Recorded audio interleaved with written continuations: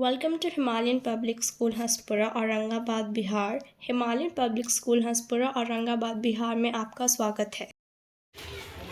Good morning, students. Good morning, ma'am. How are you? I am fine, and you? I am also fine. Sit down. Thank you, ma'am.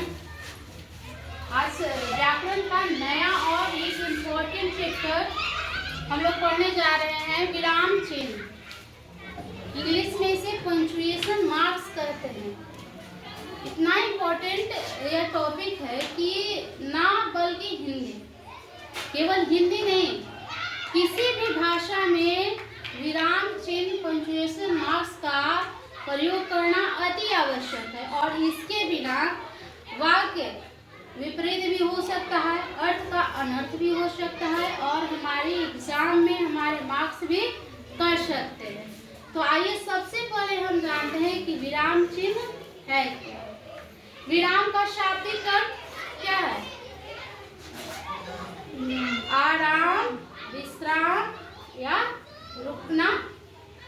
तो जिस तरह से मान लीजिए हम लोग कहीं जा रहे हैं और चलते चलते हम थक जाते हैं तो हमें विश्राम की आवश्यकता पड़ती है। उसी प्रकार भाषा को लिखते समय लिखित भाषा में पंक्चुएशन मार्क्स का प्रयोग करना अति आवश्यक है।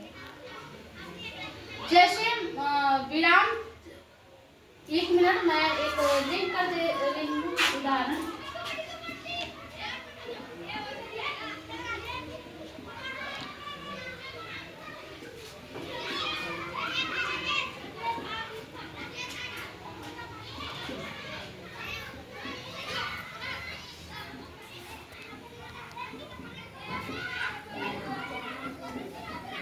देखिए, विराम चिन्ह के प्रयोग से वाक्य कैसे अलग सीधे विपरीत हो सकता है। रोको मत जाने, दोनों एक ही वाक्य लग रही है ना आप लोग को? Yes, ma'am. लेकिन देखिए, एक अल्प विराम, इंग्लिश में इसे क्या कहते हैं? कॉमा। कॉमा के प्रयोग से वाक्य सीधे विपरीत अर्थ का हो गया। रोको मत जाने दो, अर्थात यहाँ मना किया जा रहा है काम करने से, रोको मत जाने दो। बट यहाँ रोको मत जाने दो, अर्थात यहाँ पे क्या किया जा रहा है?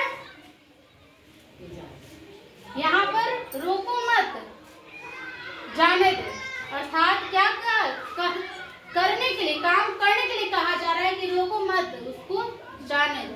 बट यहाँ उसे रुकने के लिए कहा जा रहा है कि रोको मत जाने दो। तो वाक्य सीधे विपरीत हो गई ना। तो इस प्रकार से विराम चिन्ह का प्रयोग हम लिखित भाषा में अपने विचारों को स्पष्ट करने के लिए करते हैं। अब आगे हम देखेंगे, अभी विराम चिन्ह जो है हिंदी भाषा में, अभी ये हम बोलते हैं कि लिखित भाषा में ही क्यों? क्योंकि बोलते समय जब हम मौखिक अभिव्यक्ति करते हैं तो हम अपने विचारों को हमारे मुंह के, हमारे फेस के हाव भाव से हम व्यक्त करते हैं। जैसे एक अच्छा शब्द या नहीं शब्द है तो साधारण अर्थ में किसी बात के लिए हम बोलते हैं नहीं। यदि उसे गुस्से के लिए प्रयोग किया जाता है तो क्या होता है? हमारे चेहरे का हाव भाव बदल जाता है। यदि हम आश्चर्य व्यक्त करते हैं, हमारी भौहें तन जाती है। लेकिन लिखते समय हम इसका प्रयोग कैसे करें? तो लिखते समय लिखित भाषा में विराम चिन्ह का प्रयोग कर हम अपनी भाषा को, हम अपनी बातों को स्पष्ट रूप से प्रकट करते हैं। चलिए, तो आज विराम चिन्ह के कितने प्रकार हैं? पहला, पूर्ण विराम चिन्ह, जिसे इंग्लिश में क्या कहते हैं? Full stop. बट इसका प्रयोग यदि हम सीधा बट ऐसे कर दे, ये गलत हो जाएगी। पूर्ण विराम चिन्ह का प्रयोग कब करेंगे, कैसे करेंगे? जब हमारी बात पूर्ण हो या बाद हम कथन स्पष्ट हो जाए, एक पूर्ण हो जाए, वहाँ पर हम पूर्ण विराम चिन्ह का प्रयोग करते हैं।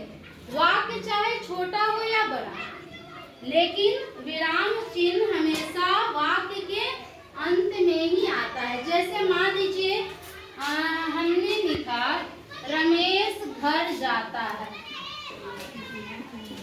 और जब एक वाक्य पूर्ण होता है तो उसके जगह पर किस विराम चिन्ह का प्रयोग करते हैं? Full stop. अब है अल्प विराम चिन्ह। अल्प का अर्थ क्या होता है? थोड़ा, कम। तो जब हम वाक्य बोलते समय हमें थोड़ा ठहराव की जरूरत है, या अनेक शब्द जब हम कई अनेक शब्द बोलना है हमें, तो उस बात को स्पष्ट करने के लिए किस चिन्ह का प्रयोग करते हैं? अल्प विराम चिन्ह का प्रयोग करते हैं। जैसे मान लीजिए दो या दो से अधिक शब्दों का अस्तर जब हमें अलग करना होता है तो हम अल्प विराम चिन्ह का प्रयोग करते हैं। जैसे मान लीजिए कल हम लोग जन्मदिन की पार्टी में गए, तो यदि पूछा जाए कि कौन कौन गया, तो हम लिखें, मान लीजिए अपने दोस्त, किसी भी दोस्त का नाम लिखें, मयंक, सुरेश, रमेश और मैं पार्टी में गया, जन्मदिन की पार्टी में। तो मयंक, सुरेश, रमेश, कई शब्दों को जब हम अलग करके दिखाते हैं तो यहाँ पे कॉमा अर्थात अल्प विराम चिन्ह का प्रयोग किया जाता है। चिन्ह है अर्ध विराम चिन्ह। अभी हमें आपके पाठ्य पुस्तक में 11 विराम चिन्ह का प्रयोग पढ़ना है। आज 2 विराम चिन्ह का प्रयोग हमने जाना, उसका प्रयोग कहाँ करते हैं, कैसे करते हैं, आगे हम लोग नेक्स्ट क्लास में पढ़ेंगे।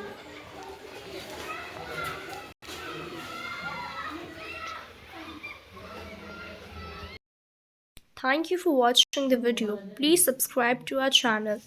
वीडियो देखने के लिए धन्यवाद। कृपया हमारे चैनल को सब्सक्राइब करें।